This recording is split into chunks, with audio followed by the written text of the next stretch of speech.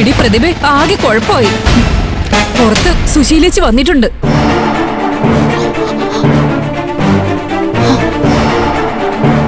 അനുപമ അവിടെ ഇരുത്തിയിട്ട് നീ ഇങ്ങോട്ട് ഇറങ്ങി വാ. സുശീലേച്ചി തിരിച്ചു പോയ ശേഷം അനുപമ ഇറക്കിയാ മതി.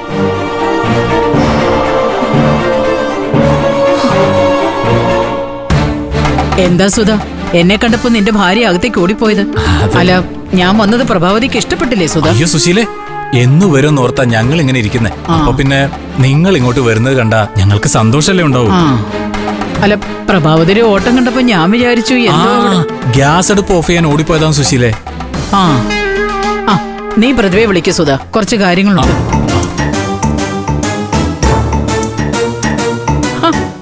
അല്ല, ഗ്യാസ് ഓഫ് ചെയ്യാനായിട്ട് അടുക്കളയിലേക്ക് ഓടിയ നീ എന്താ ഇവിടെ വന്ന് നിൽക്കുന്നേ?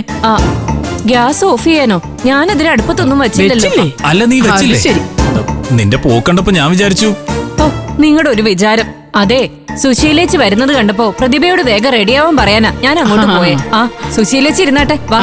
അതെ, അങ്ങോട്ടേക്ക് ഇരിക്കാം, വാ വാ. ഇരിക്കും സുശീലേ.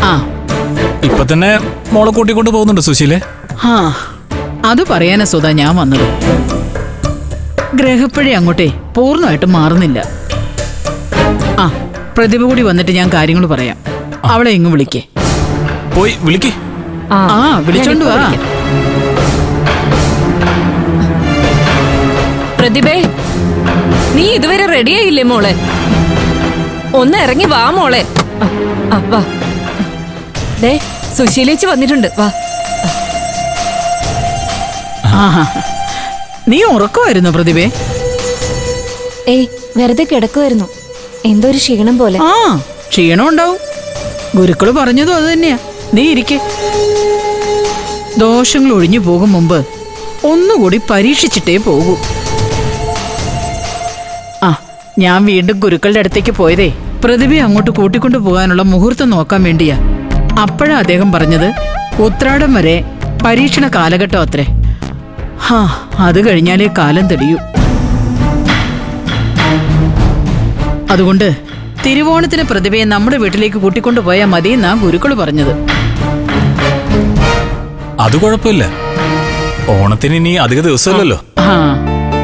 അതുവരെ പ്രതിഭ ഇവിടെ നിൽക്കട്ടെ സുശീലേ. എന്നാ പിന്നെ തിരുവോണം കഴിഞ്ഞു കൊണ്ടുപോവാ സുശീലേച്ചി. തിരുവോണത്തിന് പ്രതിഭ അവിടെ ഇല്ല ഇവിടെ ഇല്ലാത്ത പോലെ ആവില്ലല്ലോ. ഓ, അതൊക്കെ നിങ്ങളുടെ ഇഷ്ടമാണ്. ഞാൻ ഗുരുക്കള് പറഞ്ഞ കാര്യം ഇവിടെ അറിയിച്ചെന്നേ ഉള്ളൂ.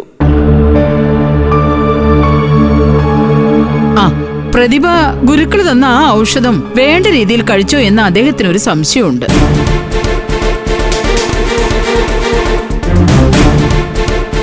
ഇനി എന്തായാലും അത് കഴിക്കണ്ട. ആ ദേഹരക്ഷ്യം വേണ്ട വിധം ഫലം ചെയ്തില്ല.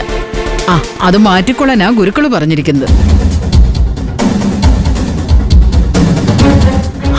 ഇനി അത് രണ്ടും ഗുരുക്കളെ തിരിച്ചേൽപ്പിക്കണം. പകരം കഴിക്കാനുള്ള ലേഹ്യവും ധരിക്കാനുള്ള രക്ഷയും ഗുരുക്കള് തന്നുവിട്ടിട്ടുണ്ട്.